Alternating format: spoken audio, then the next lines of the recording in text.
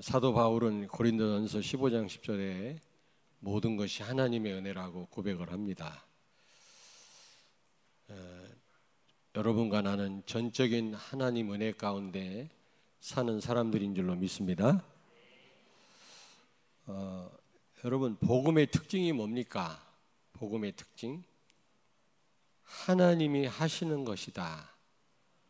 복음은 하나님이 하시는 겁니다. 종교는 내 힘으로 하는 거라면 복음은 하나님이 하시는 거다.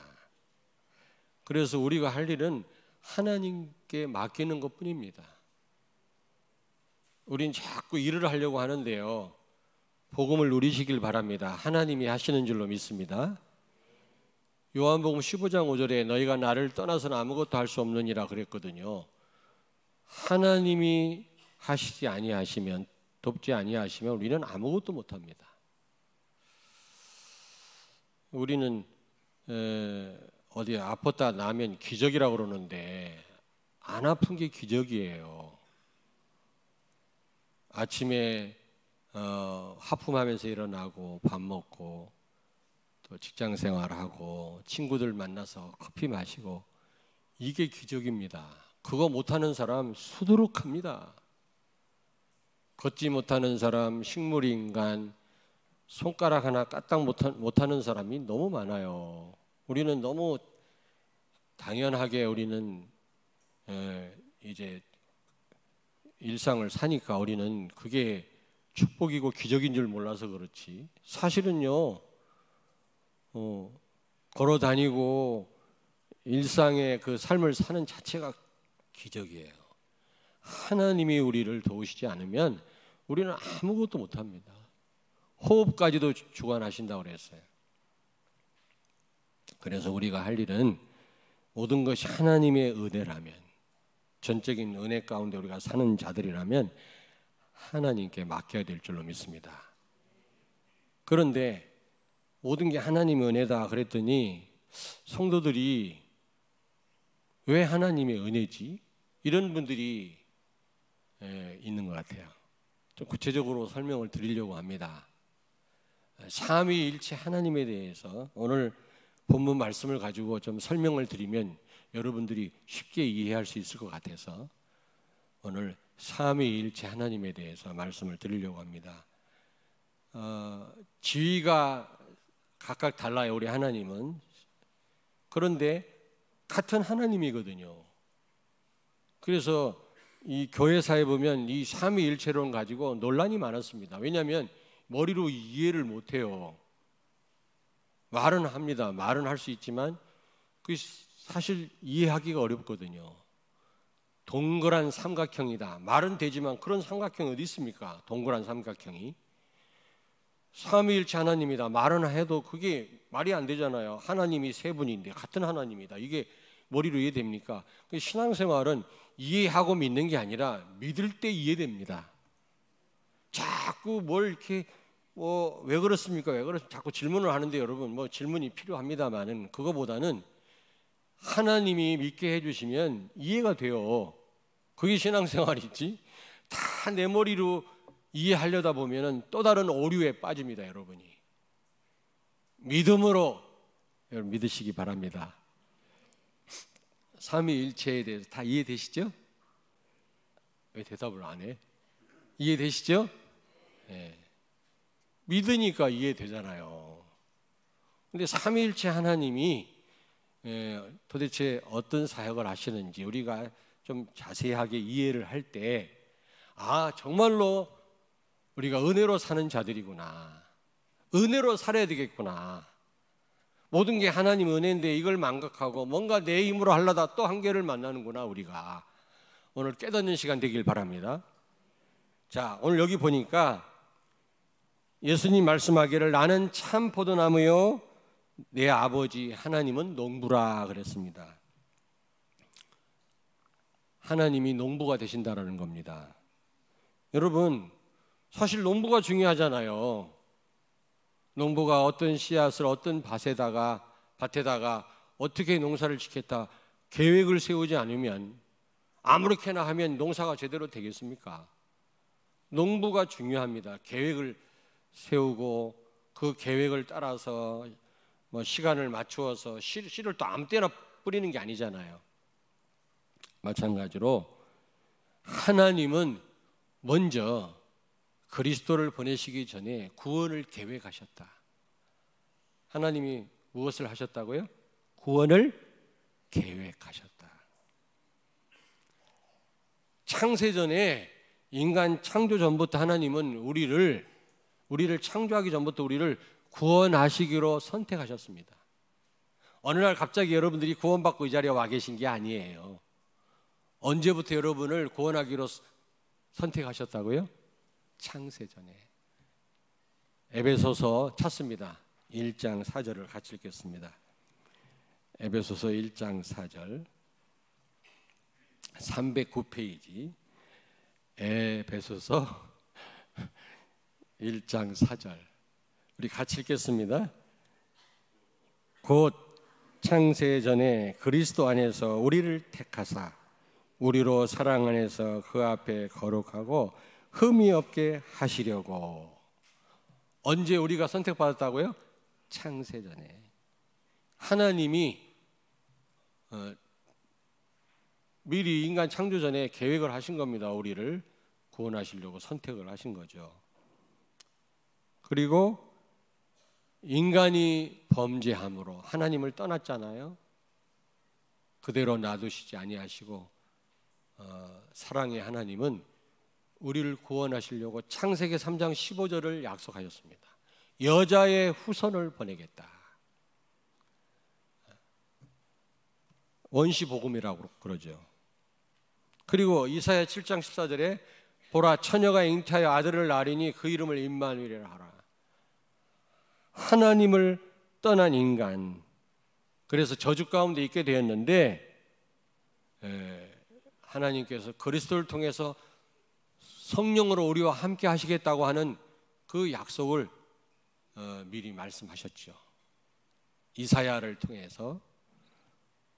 그리고 하나님은 우리를 작정하셨어요. 여러분, 작정이라는 말은 선택하고 다른 말입니다. 선택은 구원할 것을 계획하신 거고, 작정은 언제 구원할 건지 시간을 정하셨단 말이에요. 그 시간이 있어요, 여러분. 시간이. 여러분, 식구들 가운데 좀 예수 믿었으면 좋겠다 생각하는데 그렇게 오랫동안 복음을 전해도 거부하는 분들 있잖아요. 너무 실망하지 마세요. 하나님이 구원하기로 선택하셨다면 시간표가 있습니다. 그 시간표가 되면 틀림없이 백기를 들고 하나님께로 돌아올 줄로 믿습니다.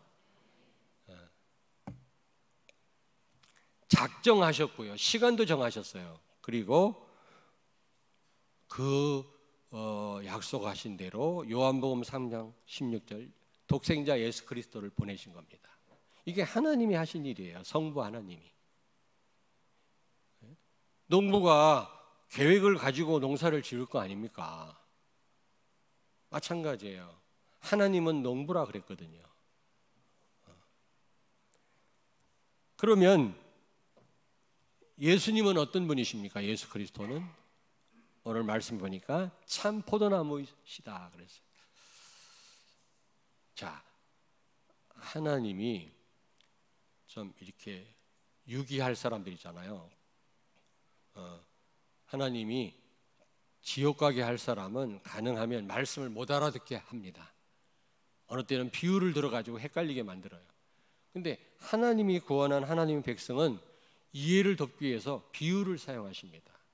오늘 포도나무 비유를 들은 것도 여러분을 위한 겁니다. 바르게 이해하라고. 저는 이 본문을 가지고 설교를 많이 했지만 이 본문을 통해서 하나님이 우리를 은혜 가운데 우리를 전적으로 인도하시는구나. 모든 게 하나님의 은혜구나. 이 부분을 설명을 해야 되겠다 싶어가지고 오늘 말씀을 드리는 겁니다. 그런데 제가 기도를 많이 했어요. 오늘 이 말씀을 모든 분들이 다 이해할 수 있도록 성령께서 역사해 주옵소서. 하기야 내가 어렵다고 생각해도 성령이 역사하면 쉽게 여러분 이해할 수 있을 거니까 그것도 제가 걱정할 일이 아니지요. 아무쪼록 오늘 말씀이 여러분 심령 가운데 들려지게 되기를 바랍니다. 그래야 실제 여러분이 체험을 하니까요. 예수님은 참 포도나무라 그랬어요. 나는 참 포도나무요. 다시 말하면 성자 예수 그리스도는 구원을 성취하셨다 그 말이에요. 실제 포도나무를 심어서 농부가 이루는 것처럼 하나님의 계획을 실제 이루셨단 말이죠. 성취했단 말이죠. 누가? 예수 그리스도가. 알아듣고 있습니까 지금? 누가 구원을 성취하셨다고? 하나님이 계획을 이루셨다고? 예수 그리스도. 마태복음 16장 16절에 보니까 예수님이 그리스도로 오셔서 그리스도의 일을 하셨다고 말씀합니다. 그리스도가 무슨 말입니까? 다른 말로 메시아. 똑같은 말이에요. 기름 부음 받은 자란 뜻입니다.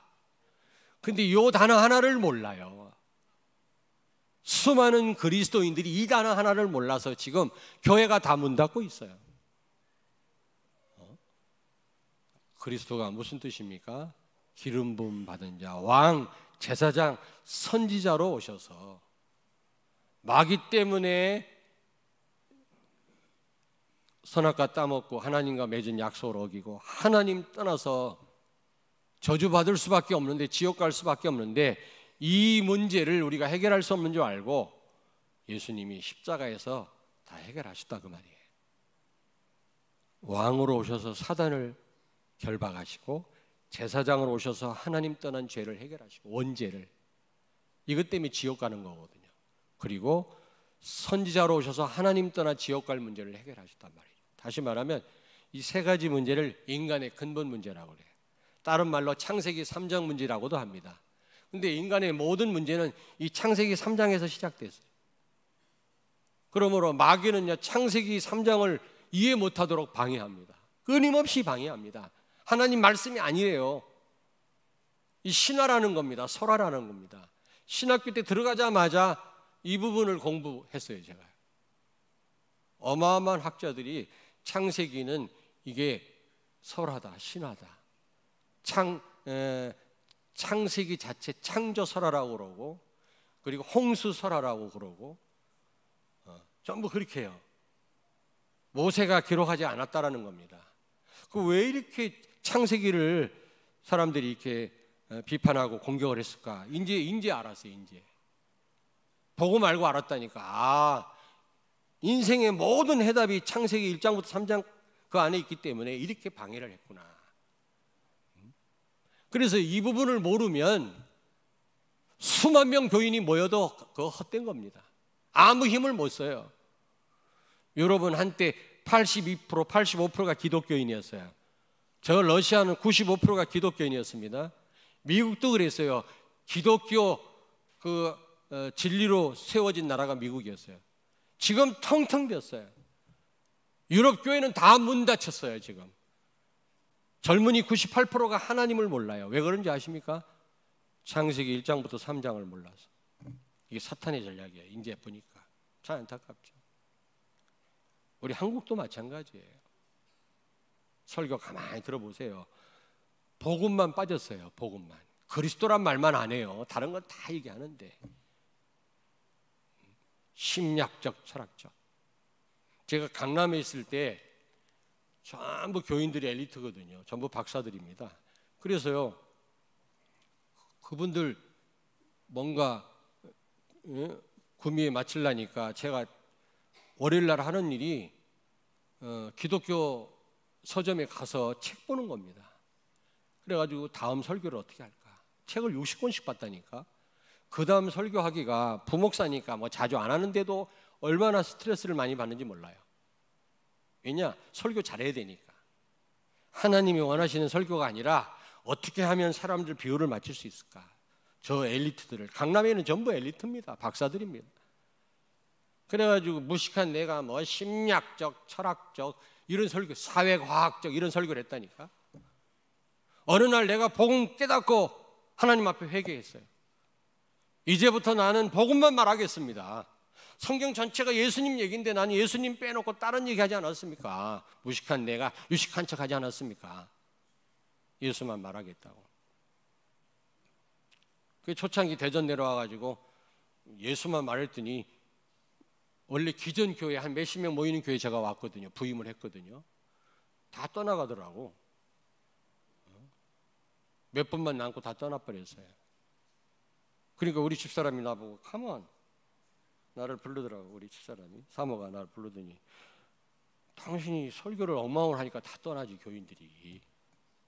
좀 옛날처럼 해라. 강남에서 하던 것처럼. 그때는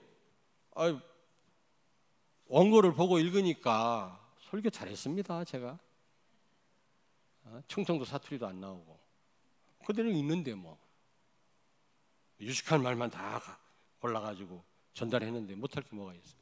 그렇게 좀 하래요. 맨날 예수 얘기하니까. 우리 집사람도 그때는 복음을 이해 못했을 때거든. 솔직히 말해서 저만 이해를 했을 때거든요. 복음 계속 전달하니까 교인들이 복음 들으면 하나님의 사람이란 복음 들으면 힘이 나야 되는데 막 시달려요. 교인들이 막 찡그리고 앉아있다 그 다음 주에 안 나오고 교회를 떠나고 그러더라고. 맨날 똑같은 말 한다고 그러고 목사님이. 그러니까 우리 집사람이 나를 불러가지고 예수 얘기 좀 그만해라 나보고. 옛날처럼 좀 유식한 설교 좀 해라 그러더라고. 근데 우리 집사람한테 그랬어요. 나는 예수만 말하겠다. 왜 그런지 아냐? 성경 전체가 예수 얘기인데 나는 그동안 예수 얘기 안 하고 무식한 인간이 유식한 척 했다. 이게 큰 죄다 말이야. 두 번째로 내가 강단에서 예수 말해야만 내가 살겠다. 설교자인 내가 다른 얘기하면 내가 죽을 판이다. 나 죽으란 말이냐? 그래도 우리 집사람이 나를 가만히 보니까 이게 말이 안 통하거든. 그러니까 합숙훈련 들어가더라고. 복음을 본인도 이해하고 싶어서 합숙훈련 가서 우리 집사람 복음으로 충격받은 거 있죠. 기도 엄청 했습니다. 갔다 오니까 집사람이 훈련받고 목요일날 와가지고요 나를 갑자기 껴안고 이힐리베이티 독일어 선생님이었거든. I love you 징그럽게 I love you 이러면서 하는 말이 놀라운 말을 했어요. 굶어도 좋고 쫓겨나도 좋으니까 예수만 말해라 나보고. 놀래지도 않네. 우리 집사람이 그러더라고요. 쫓겨나도 좋고 굶어도 좋으니까 이제 다른 얘기 하지 말고 예수만 말해. 집사람이 깨닫고 온 거예요. 훈련 가갖고. 합숙훈련 안 갔다 오신 분들 다녀오세요. 좀 후회하지 마시고 시간을 내라니까. 여러분 그리스도 몰라서 지금 이 지구에 엄청난 문제가 와 있습니다. 예수님이 그리스도로 오셔서 십자가에서 다 문제 끝내버렸어요.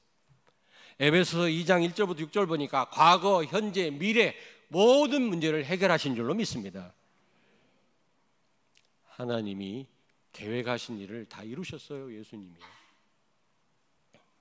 그리고 그리스도를 통해서 성령이 우리와 함께 계시는 겁니다. 이사야 7장 14절 말씀이 성취된 거죠. 그래서 우리는 이 사실을 믿기만 하면 우리가 이 축복을 누리게 되는 거죠. 예수 그리스도께서 회복하신 축복이 나의 축복이 되는 겁니다. 모든 축복을 다 회복하셨어요. 아담과 하와가 다 상실한 축복을 예수님, 둘째 아담이신 예수님이 다 회복하셨다니까. 하나님이 회복하시기로 계획하신 일이 그리스도를 통해서 성취됐어요. 아멘.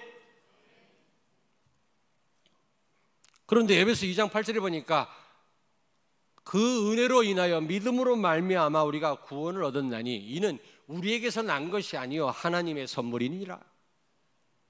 이게 은혜라는 겁니다. 왜? 하나님이 계획하셨고 그리스도께서 그걸 성취하셨고 이 사실을 믿기만 하면 성령께서 나를 구원하시고 나를 하나님 자녀 삼으시고 영접하는 자 곧 그 이름을 믿는 자마다 하나님의 자녀가 되게 하셨으니 이 축복을 누리는 하나님 자녀로 우리를 삼으신다는 겁니다. 이게 은혜 아니고 무엇이겠습니까? 그러면 성도는 오늘 여기 보니까 포도나무 가지라고 그랬어요. 성도가 뭐라고요? 포도나무 가지다. 성도는 벌써 결론적으로 말하면 그리스도께서 성취하신 구원을 누리기만 하면 돼요. 여러분 가지가 무엇을 하는 거 봐서 안 봐서? 예? 이럴 때는 좀 시적으로 받으라니까. 가지가 뭘 하겠습니까마는 내가 볼 때 가지가 하는 일이 없어요. 그냥 붙어 있기만 하면 되잖아요. 가지가 뭘 하는 거 봤어요? 가지가 뭔가를 하자 막 일을 하고 하는 거 봤습니까? 그냥 붙어 있대. 근데 어느 날 열매를 맺더라고. 요한복음 14장 26절 예수 그리스도를 통해서 오신 성령, 우리와 함께 계시잖아요. 이 성령이 하나님 말씀을 가르치시고 깨닫게 해주시고 그 말씀 우리 삶 속에 이루신다 그 말이에요. 자, 여러분 제 말 들으세요. 아브람과 사라가 100살 때 90살 때 애를 낳습니다. 누구 애 이름이 뭐지? 예? 이삭이죠. 기쁨이란 뜻입니다. 근데 이삭을 낳는데 둘이 노력해서 낳아서 하나님이 낳게 했어.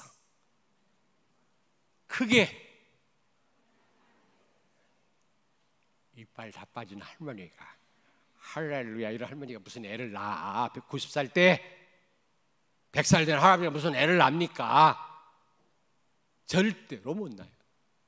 근데 성경을 보니까 아브람과 사라가 애쓰고 힘써서 이삭을 낳았다 이런 말이 없어요.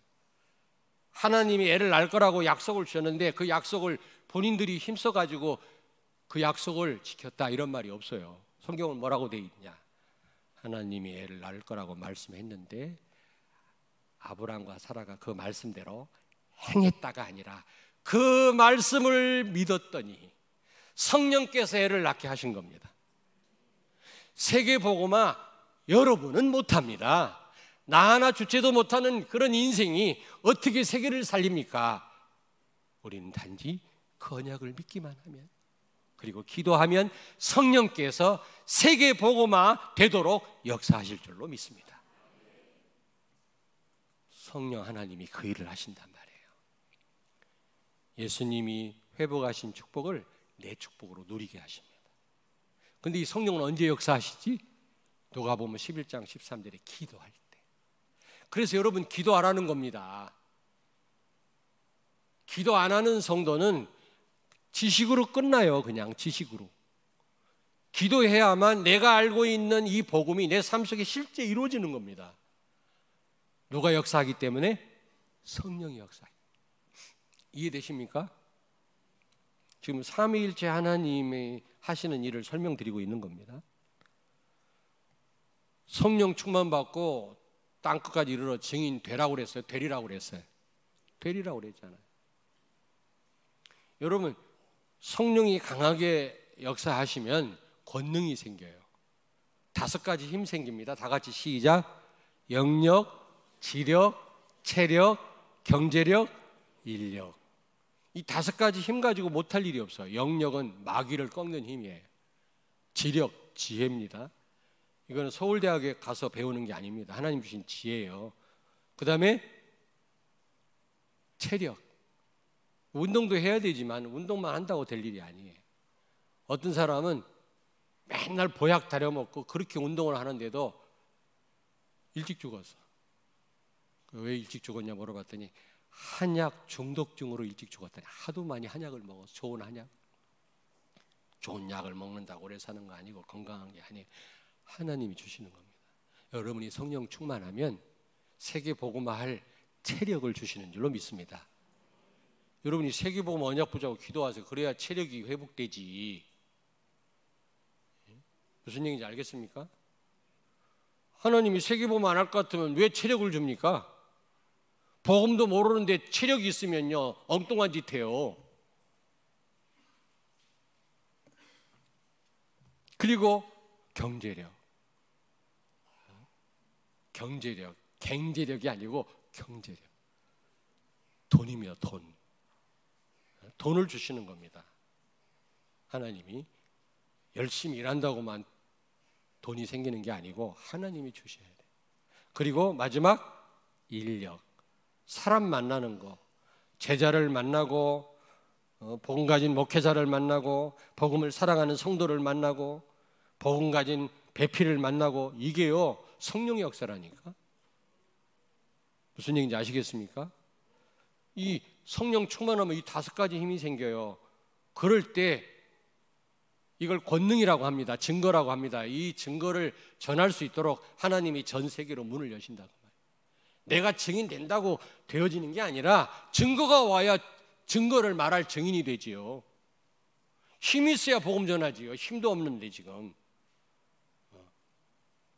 성령께서 하시는 일이에요. 아멘. 여러분, 우리의 삶은 하나님의 은혜로 되어지는 줄로 믿습니다. 우리 신앙생활은 전부 삼위일체 하나님에 의해서 신앙생활이 되어지는 거지. 우리의 삶은요 그 어느 것 하나도 내 힘으로 지금 해나가는 것이 하나도 없음을 여러분이 아셔야 돼요. 오늘 이 말씀을 통해서 가지가 뭘 합니까? 그냥 붙어 있는 거지. 중요한 일은 농부가 하고 포도나무 자체가 하고 농부가 거름 주고 물을 주고 해야만 포도나무 자라는 거 아닙니까? 하나님이 계획하시고 하나님이 그리스도를 보내서 성취시키시고 성령께서 그걸 또 내 것으로 바꾸시니까 내가 열매를 맺기도 하고 인생을 사는 거지. 가지가 스스로 할 수 있는 게 뭐가 있냐고요. 오늘 여기 보세요. 15장 4절로 말씀하잖아요. 스스로 아무것도 할 수 없다. 가지가 잘리는 순간 메말라 버려요. 아무것도 못해요.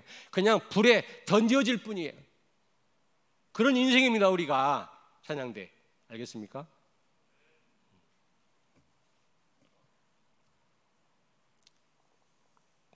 다시 말하면 전적인 하나님 은혜라는 거죠. 한번 여러분 여쭤볼게요. 어떤 부모가 진짜 참 부모입니까? 일단 낳아야 돼. 그렇죠? 그렇잖아요. 진짜 애를 낳아야 그게 부모 아닙니까? 물론 데려다 키운 것도 부모라고 하지만 진짜 부모는 애를 낳아야 됩니다. 근데 애 낳고 버리는 인간 많잖아요. 애가 굶어 죽든 말든 게임방에서 게임하다가 애가 죽었어요. 그게 진짜 부모예요? 그 다음에 낳았다고 그게 부모입니까? 사랑으로 키워야지. 그 아이를 하나님이 원하시는 대로 잘 키우는 게 그게 진짜 부모 역할 아니겠어요? 출세시키는 게 아니라 하나님이 원하시는 사람으로 키우는 겁니다. 그리고 그걸 끝입니까? 결혼시키면 끝이다. 천만의 말씀. 새로운 시작이라. 결혼시키니까 목사님 홀가분 하시죠? 네, 그랬더니 아니에요. 새로운 시작입니다. 그러더라고요. 그래서 그런가 봐 했더니 진짜 새로운 시작이야. 그러면서도 감사해. 제가 하는 일은 요만큼밖에 없지만 그러나 렘넌트 아닙니까? 혈육이기 이전에 렘넌트예요. 얼마나 감사하고 기쁜지 몰라요. 엄마들이 짜증 내잖아요. 애 때문에 시달리고 힘들고 눈에 뭐라 그러지? 다크서클이 생기고 그건 몰라서 그래요. 얼마나 감사합니까? 쌍둥이를 임신했다니까 큰일 났네. 그 아직 당해보질 않아요. 아니 우리는 당해봤지. 근데 이제 3명이라 힘은 들겠지만 감사해. 그 렘넌트가 어떤 일을 할지 모르니까 하나님의 소원을 이루고 미래를 살린다면 우리의 이 수고가 이게요 얼마나 보람이고 큰 기쁨이겠습니까? 근데 이게 결혼해가지고 애를 또 못 낳으면 못 난다고 또 고민하고 엄마 아빠가 또 애를 낳으면 애가 건강한지 아닌지 그렇지 않습니까? 또 애가 또 손자가 클 때 또 애가 또 어디 아프다 하면 또 고민하고 이게 새로운 시작이라. 죽을 때까지야. 부모는 죽을 때까지. 키워놓고 십자가 보면 끝인 줄 알았더니 그게 아니야. 만약에 그걸 끝이라고 생각하는 부모는 참 부모가 아니야. 우리 하나님도 마찬가지. 우리 하나님은 참 하나님이세요. 왜냐? 우리를 창조하셨어요. 하나님의 형상대로 다른 짐승하고 다른 존재로 우리를 지으셨어요.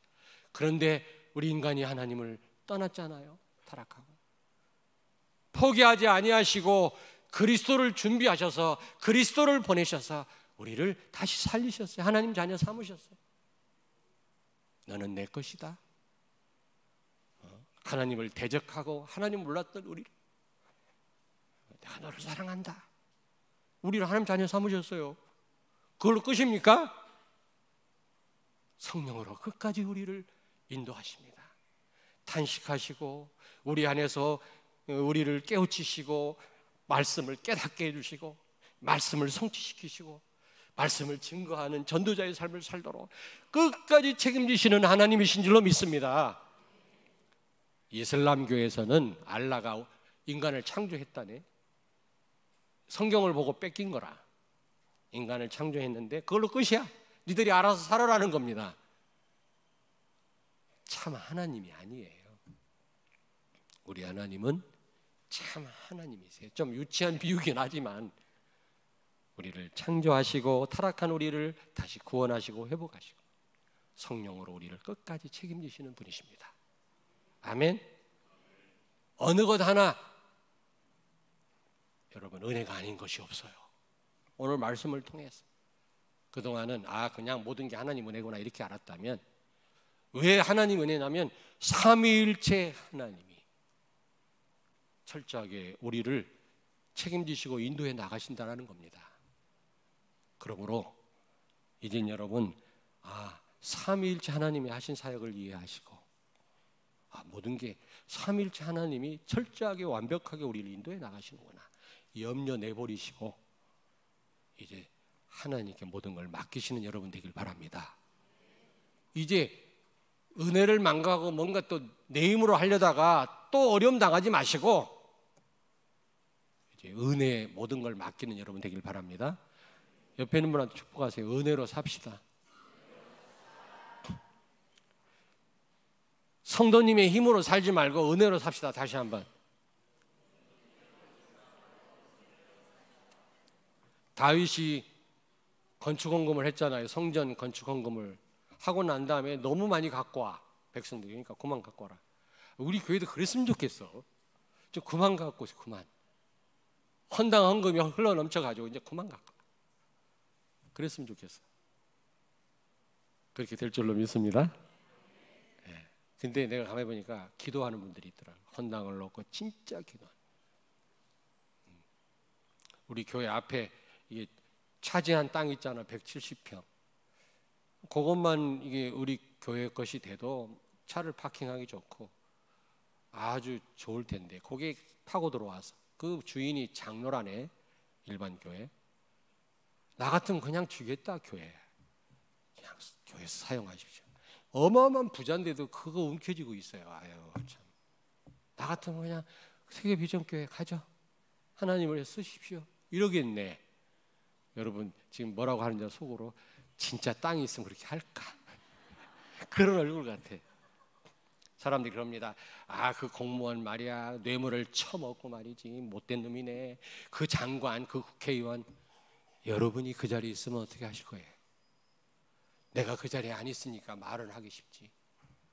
그 자리에 있는데 권력을 갖고 있는데 너가 뇌물 갖고 오면 여러분 안 먹을 자신 있어요? 물론 복음 때문에 여러분들은 그걸 거부하겠지만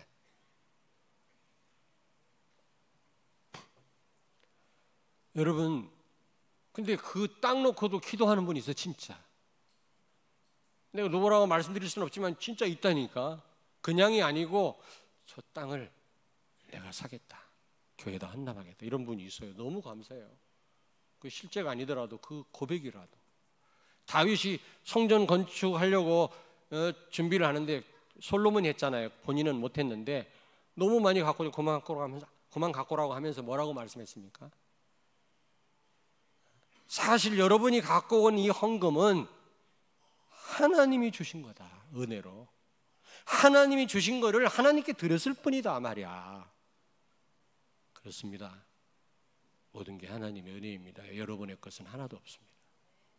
인색하면 안 되고 교만하면 안 되겠죠. 그리고 그걸 망각하고 또 내 힘으로 뭔가를 하려다가 우리는 실패해서는 안 되겠습니다.